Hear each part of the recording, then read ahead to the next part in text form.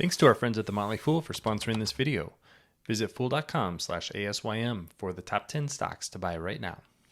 One of the things investors in any dividend stock need to do is think about whether the dividend that they're buying is sustainable or not. One of the companies that's been a stalwart for decades has been Colgate Palmolive. And you might think this is the kind of dividend that's going to be around forever. People are going to be buying toothpaste, they're going to be buying dish soap. But is that going to be the case? I think there might be some more alarming numbers from this company than you would think. So that's what I want to dig into today. My name is Travis Hoyam. Thanks for watching Asymmetric Investing. Don't forget to subscribe here on YouTube for all my content. And I want to first start with the chart, and this is what really brought this up to me. This is a look at Colgate Palmolive's free cash flow compared to what it's paying out in total dividends. So the top chart is how much excess cash is there from the dividend. How much excess cash is there from the business? What's the business churning out each year?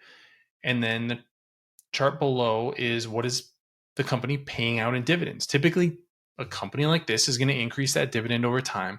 So as a result, cash flow needs to increase at a commensurate rate. Right now, that's not what's happening at Colgate Palmolive. If we look at this a little bit different way, what's known as the payout ratio, or the percentage of a company's earnings that are being paid out in the form of dividends, has shot up to over 100% just in the last year. This has steadily been around 60% or so. So what has changed, and is this something that we need to rethink with Colgate Palmolive? One of the things I've covered here on Asymmetric Investing a few times is that the dynamic between supply and demand has really changed over the last couple of decades. It used to be that companies that controlled supply, controlled what was going into stores, could really command high prices and high profits as a result.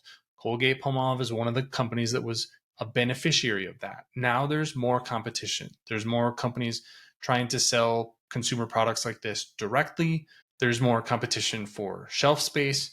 Maybe the brands that your parents or grandparents were using just aren't as appealing to you. And there's more space in stores, whether that's in real life or online, to allow these other brands to grow. That's really hurt Colgate Palmolive. And there was a few things from the recent earnings report that stuck out to me. This is the high level numbers from the earnings report. Revenue is up 8.5%. That sounds great. But then why were earnings per share down 32%? That's something that just kind of stuck in my head. That needs a little bit more investigation. If we go down to this chart right here, first quarter sales growth by region, net sales. So up 12.5% in Latin America, 3.5% in North America. Hills grew 21%. All of this looks great, doesn't it? And on an organic basis, the numbers are even better. But here's what really caught my eye. Volume, or even organic volume, down almost across the board. Hills is growing slightly on an organic basis. Asia Pacific is growing 2%. But everywhere else, organic volume was down at least 3.5%. So the only reason that Colgate Palmolive was able to grow is because they increased prices really dramatically, 10% or more in most of the world. That's the reason that revenue was up.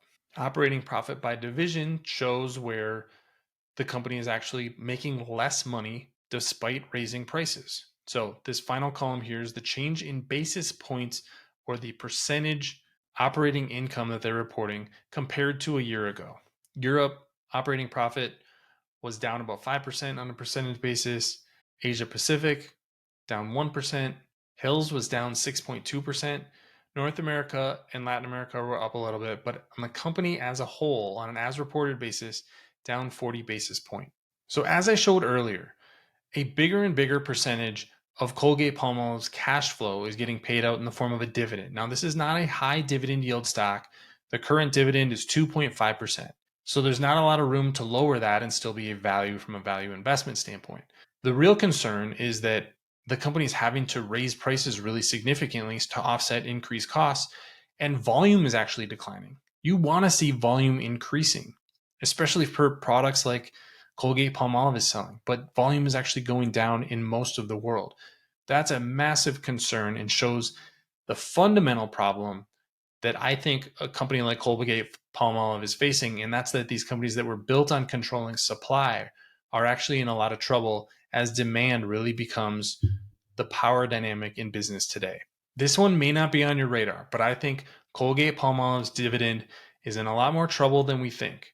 And a lot of the companies that have been in a similar position, we've seen similar trends, whether that's in beer, in consumer goods, in grocery goods like ketchup and mustard.